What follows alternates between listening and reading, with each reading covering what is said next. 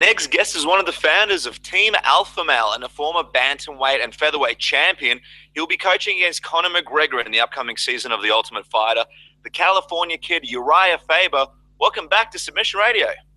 Thanks, man. Thanks for having me. Hey, it's always a pleasure to have you on the show. Now, Urijah, I'm not sure if you know this or not, but last week, as a fun addition to our show, we had none other than the porn star playing Ronda Rousey, Kleio Valentien, on the show. And whilst chatting, she so happened to blurt out that she thinks you're the hottest male fighter in the UFC. How about that?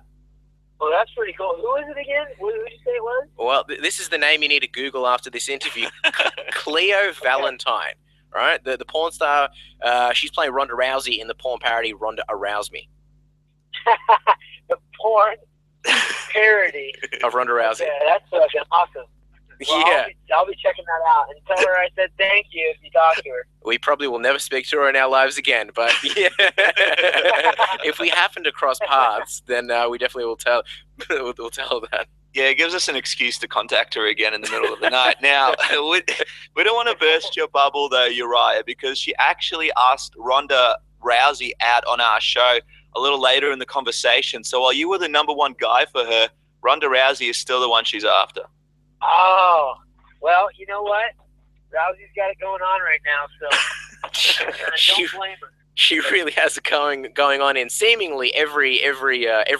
I mean, even as far as, who porn stars want to go with. But still, apparently, you're still the hottest MMA fighter. So let's jump into this crazy journey that is the new Ultimate Fighter for you. You coached previously against Dominic Cruz, who we'll get into a little bit later. What was your reaction when you find out that you'll be doing the coaching part but never actually getting to the part which we're guessing you'd like to do the most, fighting Conor McGregor? It's interesting. I actually, Cruz and I don't really like each other. Conor and I have a funny relationship. We like to talk crap to each other, but I actually think he's a decent dude. And I think as a competitor, I think he's a guy that likes to win. So makes for a good competition. I was pretty pumped about it. Yeah, well, I mean, it's interesting because we haven't been able to check out the show. You and Cruz do have a pretty serious rivalry, and the whole team. Tell us a little bit about this relationship that you and Conor McGregor have. Give us a couple of examples. What do you mean by this relationship that you talk about? Well, I mean, we've had it on a couple of occasions where we start talking and start into physical confrontations. But I think it's both of us like to. I mean, we're both fighters, and when personal space gets invaded, but I mean, never really cross the line. Like tempers never flare too bad, etc. He could take a joke. I can dish it out and take a joke as well, and so there's a lot of banter back and forth, and hopefully down the line, some sort of fight between us. Are you guys almost friends at this point? It almost sounds like you've got a brotherly relationship going on. Yeah, I don't know about that. You have to check out the show and judge for yourself. Well, I mean, everybody wants to fight Conor because of the big payday that comes with the bragging rights of possibly beating one of the UFC's biggest stars. I mean, assuming that he does get the win and he still stays as champion, is that still a fight that you're looking to have one day in the future? Yeah, I mean, I got into the sport to fight all the best guys, and I think matchup-wise, as much as he is in denial about it, his grappling was exposed a little bit. He's a big, strong guy for the weight class. He knows how to stay in it. He knows how to capitalize. But our guy Chad rolled off the couch and was basically him on the ground. So I think it's a good matchup. It's a good matchup for me, and it's a fight that, we don't know if it's going to happen, but I'd be all for it. I'm curious, is it frustrating if, you've done TUF before, you did it against Cruz, and you guys had a rivalry. Like you said, you didn't really like each other, so we understand the motivation for doing TUF because you get to find him at the end. Here with this one, you've got this relationship with Conor McGregor, but you don't get to fight him. You don't get that blow-off at the end. Is it frustrating? It's like the cock teasing of the Ultimate Fighter right here. There's no blow-off at the end. How appropriate after the first intro to Ronda Rousey. Right. I would say, it is what it is. I think a rivalry with Conor is definitely something that's going to be long-lasting with our team because he's in the lighter weight division, and we've got a ton of contenders. I mean, I've got a guy out here, Lance Palmer, who's the World Series of Fighting champion, who's who's a high level wrestler, who's an MMA star himself, and we got Andre Thiele, and we got Chad Mendes, and we got TJ Dillashaw, and we got myself, and a whole host of younger guys that are up and coming as well. So, Conor's not going anywhere, and Team Alpha Male's not going anywhere. So, even if it's not me with the fight, another fight is in the making for sure at some point. Well, I just want to go back to the whole going back and forth in your relationship with Conor. You did an interview with the Underground where you said that he likes him until the end when he gets manhandled. Then he doesn't like it. So is that what's going on? You guys are sort of going back and forth, and then he sort of snaps a little bit, or is it just was that just sort of a comment that you said sort of off the cuff? No, I think that's what happened both times. We've got into it physically. It's been, he seems to be okay, like putting his hands on me, and I put my hands on him, and then we start moving around a little bit. We're just getting to know each other. We don't really know. We see each other in passing, etc. And this is the first time we've been, forced to be in each other's presence every day. So I think that was pretty accurate. It hasn't really happened again since the first two times. So, but I would say that was accurate. I know you when you guys had that run-in, I believe, before UFC 189, around the bathroom when Conor was cutting weight, you were talking about the whole wrestling and the drag and re-drag sort of routine. Do you think this whole manhandling would actually translate into a fight? Because obviously it's kind of playing around. Do you think it will translate if you guys would fight? Well, I mean, here's the honest truth. I'm a former champion, top contender for my entire career. I'm a very durable guy, but I have, I think, the most submissions in Pride, UFC, and WC history. So, that's one of the things I've excelled at, and that's one of the things that Conor, and from what I've seen and from his past, he's got 2 losses from submissions. We saw the way Chad was able to handle him on the ground. So for me, it's a good matchup. Now, is Conor a dangerous guy? He's probably about maybe 20 pounds heavier than I am walking around, which means I'll probably be a little faster. He may be a little bit stronger, but it would be a dangerous fight, of course, but for both of us. I'm confident I can submit him, and I'm sure he feels like he can knock me out, and we both have trained in the other guy's strength. So I think it'd make an interesting matchup, but the truth is he's got his hands full with Aldo. That's a big fight that's going to happen, and I need to focus on what's right at hand right now, which is my next fight. It's interesting, and I want to ask you about who you want to fight next and all that stuff, but just quickly, you mentioned the weight difference and the size difference. I mean, you've been around the guy now for about a month or so. You're getting to know him, and you were around him during the weight cut. How much longer do you think he can keep going down to this weight class? Because from a fan's perspective and from what we've seen at weigh-ins, he looks like the walking dead every time he steps up to the scale. You almost want to donate $1 to him because you're afraid he's too malnourished. How long do you think he can keep cutting down? Man. For me as well, when I cut down to 35, I'm the same way. So I know how he feels, and he's a younger guy too, so he's probably got some growing to go. If he were smart, I mean, a bad matchup for him is my boy Chad Mendes on a full training camp. Chad last time was on a hunting trip and basically got pulled out of the brush to go fight for a world championship for a guy that is very dangerous, and you saw what happened. So if Conor's smart, he's probably got a better chance of going up in weight class rather than staying at 45. And I think that's probably what's going to happen. But hopefully he sticks it out at 45 for a while. I'm not sure if the IV thing will play into effect. If they keep the IVs going, then he'll probably stay at 45 a little bit longer. If they take those away, I think a lot of guys are going to have to go up in weight. Well, what about yourself? Because your last fight was against Frankie Edgar at 145 pounds. You spent a lot of time at bantamweight, but last time we had you on the show, you mentioned how you really don't enjoy cutting that weight anymore. Will you continue to fight at 145? And also, what is going on with your next fight? Is there any names that you've got in mind at the moment?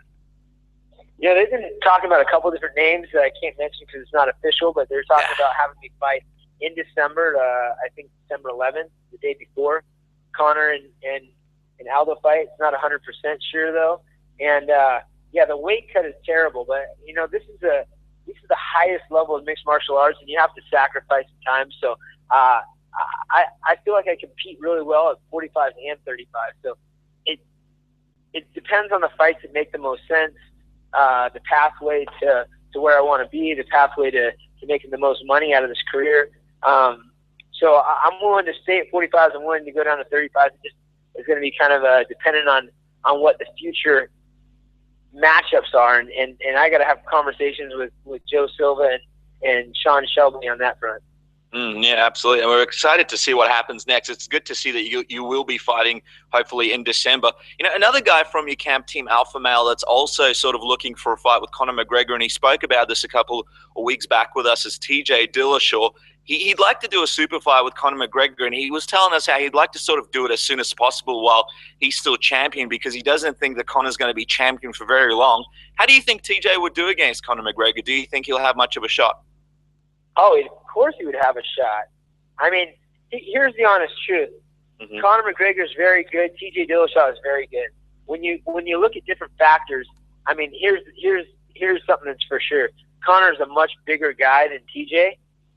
TJ is a much faster guy than McGregor, and speed is an important thing. And Conor's not slow, but TJ is much smaller. He's not a huge guy for the weight class, TJ.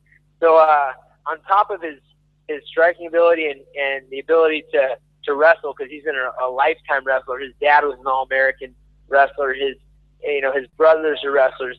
TJ is a more well-rounded fighter. I mean, the X factor there again comes into the power. You know, Conor's a big guy for the weight class, but I mean, this is the era to be seeing fights like that. And as far as money goes and getting a fight that really showcase TJ, I think that's a great fight as well.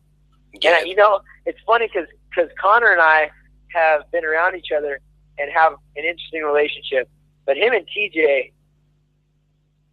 two different occasions, have gotten into it with, you know, things escalating to, you know, them kind of bad-mouthing each other. So there's a little tension there as well, and I think that's a good fight. You know, a good fight the fans would love to see. When you say bad-mouth, are you talking about through interviews and media, or talking about in person? I'm talking about in person. One time, TJ and Conor and I, in the back of the Ronda Rousey fight in LA, we were in just a private little bar with celebrities in the UFC brass, and words were exchanged, and you know, TJ was talking about, you know, Conor's title shot. You know, Conor went back and forth, and they were getting on each other's nerves, really. So they ended up having to be split up a little bit, and then when TJ was on the show, so you guys have to stick in for that. When you say, I'm assuming you're talking about our show. When you say he was bad-mouthing about his title shot, what do you mean about like the way Conor got his title shot and how, you know, there's a lot of people who think it's because he's a big name. You know what? You'd have to ask those guys the exact details. Okay. But it was as far as my opinion, as my opinion goes, Conor's earned whatever he gets, just like TJ. You know, I threw TJ's name out there because I had an inside scoop and knowledge of how good TJ was, and I think the UFC kind of did the same thing with Conor. They knew, you know, his potential, and I'm going to tell you, regardless of whether Chad was prepared or not, which he definitely was not 100% prepared for a 5-round title fight. Chad is a tough dude who's been training his whole life. So the ability for Conor to go in there and actually finish a guy like Chad, no matter what the preparation, is pretty impressive. So the guy deserves what he gets, but you got to love that guys want to fight each other. You know, this is a fight game. And it's funny because you get these internet, you know, keyboard warriors that forget the reason why they're even talking about us or know our names or in the conversation regarding, you know, the fighters that they're talking about, is because we're bad dudes. I mean, this is what we do is put our lives on the line and put our bodies on the line and basically are raised like warriors from a young age. So, you know, I like all the banter back and forth that everybody wants to fight each other. Me and Casper are bad dudes too. We sometimes make our own shampoo, so just we're pretty bad guys. Now, I just want to ask you about Chad, because obviously he did an interview quite recently where he said that the loss is something that's affected him deeply, something that he thinks about. How's he doing lately? Have you been able to speak to him? And also, has he come into the gym and help the team out at all? Because I imagine that'd be an interesting experience, him being in the gym around Conor McGregor after that fight. You know, I spoke about the fact that Chad and I were raised different, you know, and I think people are getting that miscued. Chad has been raised since he was 5, 6 years old by his awesome pop, Alvino, the great Alvino we call him, as like a lifetime competitor. Since he was a little kid, he had the best coaches. He's going to big tournaments. He's a preteen state national level wrestler. He's into junior high and high school. He's a standout wrestler. Into college, he's a combatant and a national finalist. The guy values his time off. I didn't start wrestling until I was 12 or 13, so I had to go. Chad super valued his time off. You know, an off season in wrestling means he gets to go hunting and fishing, but that he those breaks to stay sane. So even in his fight game, when he's off season, he's off season. So right now, Chad is probably hot on the trail of some sort of big game animal, or dressed in some turkey feathers, hiding in a bush, or trying to lasso a pig. I mean, the guy is out hunting, and that's what his real passion is. In addition to being a competitor, so he's loving life. Chad's living the dream, man. He's prepared to be a world champion, and he's enjoying his time off. But so we haven't seen him there in the gym this time around. When he comes back, no doubt he'll have like a boar's leg for everybody to feast on. Before we wrap up with the tap bet round, Urijah, just want to get the update. What's going on with Martin Kampman and Team Alpha Male? We hear he's leaving the team. It feels like he just got there. Why the move on? Martin's still associated with the team, and he's still helping out currently.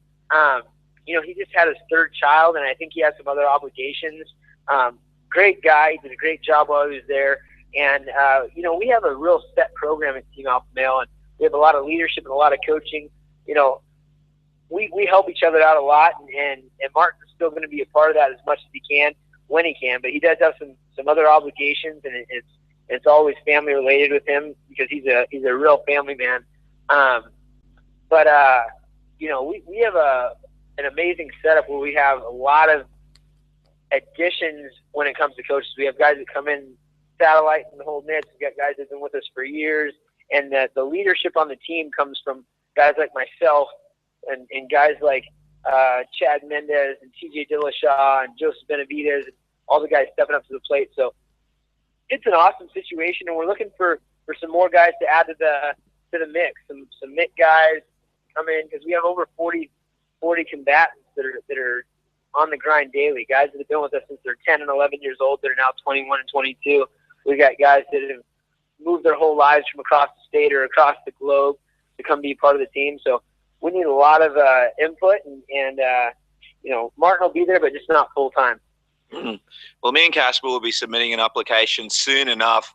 I'm sure there's things that we can do around there. So we just want management roles there. We want to start right at the top of the ladder. I think we've deserved it. Now, just quickly asking, there was a little bit of fallout between yourself, the team, and Duane Ludwig after he tweeted out some comments a while back. Just wondering, have things been restored, or are there still some ill feelings there? I've tried to keep it real personal because I don't want to air dirty laundry necessarily, but it's just kind of sad. Duane is a guy that was really, really down and out when I gave him a call, and I've just learned that dysfunction kind of follows that guy. So we brought him into a great situation and really tried to hoist him up, and to see him bad-mouthing the team is kind of sad. We've done a lot for him, and he's been out of our gym for maybe a year and a half, and to see a guy talk about guys that he hasn't even been around for a year and a half, like he knows what the heck they're even up to, is kind of strange, especially guys that have really gone out of their way to help promote a guy, because he was pretty emotional about how down and out he was at the time. So it's just unfortunate, man. There's some guys that, no matter the opportunity, seem to stab themselves in the foot, and from my standpoint, what I've seen from him, I don't like the way he treats people. He's a bully. He's done things that have really rubbed me the wrong way as far as building a positive environment And I feel bad for the people that are stuck with him, because he takes and he takes and he takes, and it's not the way that I built my team, and I don't appreciate his negativity. So for me, I'm done with the guy. Yeah, I mean, I guess everything happens for a reason. If that's the way it is, I guess it's good that you guys went your separate ways. Just before we do the tap-out round, I mean, we noticed adopted Aussie Brian Ebersol wanted to chat with you about possibly taking on the position. Have you discussed it with him yet? I haven't. I've been pretty focused on coaching out here, and we're going to take our time with this. I think we have a lot of internal guys that could step up, and we have to, see if those guys want to step up first. But we just need somebody who's like, for me, for example, I've got a lot of things on. I'm filming my first movie at the end of September. I'm out here coaching the Ultimate Fighter. I've got my own fights going on, but I've been a team leader. We need somebody that can really step up and know the sport, but be mindful and have that as just their duty to be there every day to bring up the next generation of guys and game plan, etc. So we'll bring guys in. I'd love to talk to him as well. He's an accomplished fighter. I'm talking to Rick Rufus. We've got guys like Brandon Gibson out of New Mexico, who's been a kind of a satellite coach for some of our guys, and Ed Bilboza out of LA, who's a Muay Thai kickboxing guy. So there's a possibility that we could, fill the role with a couple different coaches that can add something to the table. This is a really unique situation, a great environment that we built, and we'd love to have a look at him. More cartwheel kick. I don't think we need his body hair shaved for the coaching gig, though. Well, I was going to say, you guys would look great with that, and also the cartwheel kicks. I want to see more cartwheel kicks from all of you. Now, we're going to quickly do this tap-out round with you, where we give you a fun question. You answer with the first thing that comes to mind, sort of like word association. I want to kick it off with this movie. What is this movie that you're filming, and when can we expect it out? I can't really give too many details about it, other than it's going to be kind of a cool comedy, and we'll be filming at the end of September, and it's a 6-week schedule, and I'm not sure. This is my first time, so I'm not sure how long until the things actually get released. But it's going to be a movie after my own heart, and not necessarily an MMA movie. So it's going to be a fun experience. It's not Ronda Rousey. Ronda Rouse Me, is it? So you guys got to tell me that girl's name again. What's her name? Kleio Valentien. We'll text it to you after the interview. That is too funny. That is too funny. Now, you're right. Bill Goldberg gave you and Nick Diaz a lift. Literally, he lifted both of you up at the same time. How was that experience? Did you and Nick try and lift him afterwards? Oh, wait. So what happened? Bill Goldberg, he gave you and Nick Diaz a lift, right? Oh, yeah, man. That guy's an animal. He picked us up like little kids. Nick Diaz is no baby right now. He's a big dude. So yeah, that was pretty funny. He almost tipped over while he did it, but he pulled through in the end. Well, good thing that he didn't give you guys the spear. Now, we saw that Don Fry was hanging with you guys quite recently. We have to know what transpired. We love a good Don Fry story. Oh, my gosh, man. If there's one character in the sport that needs his own TV show, it's Don Fry. That guy is the king of one-liners. He's got the most manly American mustache on the planet, and he's been in some of the best battles since I was a young guy. So it was fun to have him around, man. I know he's doing a lot of stuff in the entertainment industry as well, but I mean, talk about a legend, man. He's a crack up, and the verdict's out. For $10 million, he'll wear a pair of fake tits. I think we could strike a deal. If anybody's got $5 million, I bet you he'd wear at least one tit. So he just happened to throw that out there just in case any takers were there. What do you mean by wear them? Like in under his shirt, or like get the surgery and get them? Get the surgery, man. Oh my god. Well, wow. Well, you know what? He'd still be more manly than us by far, and 90% of the population. Me too. No one would even notice them. Well, Father's Day is coming up, Uriah. What's the best advice you've ever received from your dad? Oh, my dad's full of good advice. Let me see the best advice I've gotten from my dad. Seems like it happens on a daily basis, but the advice that I get from my dad is less spoken and more just seen. The guy is just an eternal optimist. So just having a great attitude among any